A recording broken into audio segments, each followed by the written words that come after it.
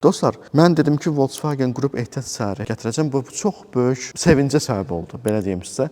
Və çox adam mənə yazır ki, qardaş, çox sağ ol, Allah səndən razı olsun. Biz qalmışdıq belə, əziyyət çəkirdik, nə edirdik.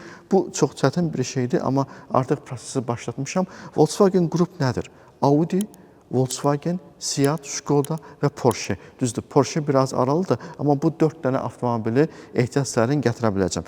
Və eyni zamanda sizdən xahişim nədir? Əgər kimsə istəyirsə ki, mən onun avtomobilini ehtiyat səhərinə gətirim, mənə sadəcə e-maildə öz avtomobili haqqında məlumatları versin və mən o zaman onu öz sistemimizə daxil edəcəm və ehtiyat hissəsi sorğusu eləyəndə onun da avtomobili üçün onun probeqinə uyğun, xahiş edirəm, unutmayın, probeqi qeyd eləməyə və əgər avtomobil qəza keçirdibsə, qəza olunmuş avtomobili də mütləq qayda bildirin. Çünki o üzü gələcəkdə digər fəsadlar verə bilər. Mən onu da nəzərə almalıyam və mən sizin avtomobil üçün də ehtiyat hissəsi stoku əmələ gətirə bilərəm. Bu heç bir məsuliyyət qoymur sizin boynunuza, narahat olmayın, elə bilməyin ki, əgər mənə e-mail göndərmişsinizsə mütləq məndən alış-veriş eləməlisiniz. Xeyr, buna ehtiyac da yoxdur. Mən sadəcə yenə deyirəm, bilmək istəyirəm ki, məndən almaq istəyənlər kimlərdir və onların datalarını yığmaq istəyirəm. Birində Skoda Fabiadır, birində Skoda Octaviadır, birində Q7-dir, birində Volkswagen Passatdır, birində Seat Leon'dur. Baxın, görün, nə qədər fərqli avtomobillər var.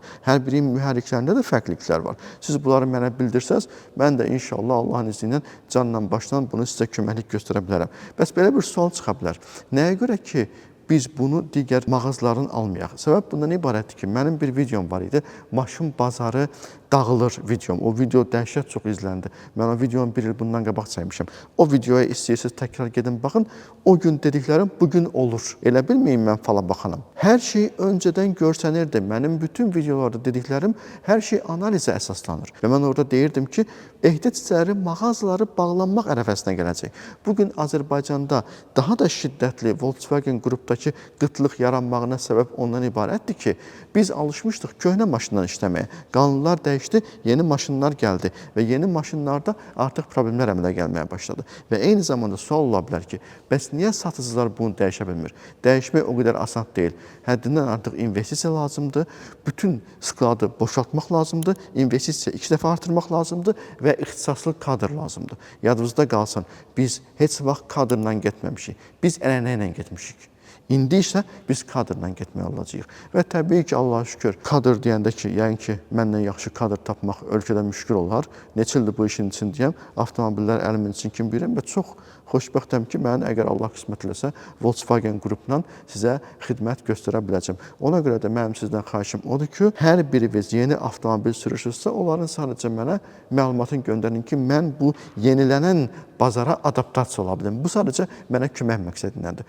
Vəssalam, bu qədər. İnşallah növbəti 3 ay ərzində hazırlamaları bitiririk və minimum səviyyədə başlaya-başlaya, yəni ki, bir ildə tam təchizatlı bir onlayn mağazaya çevriləcəyik.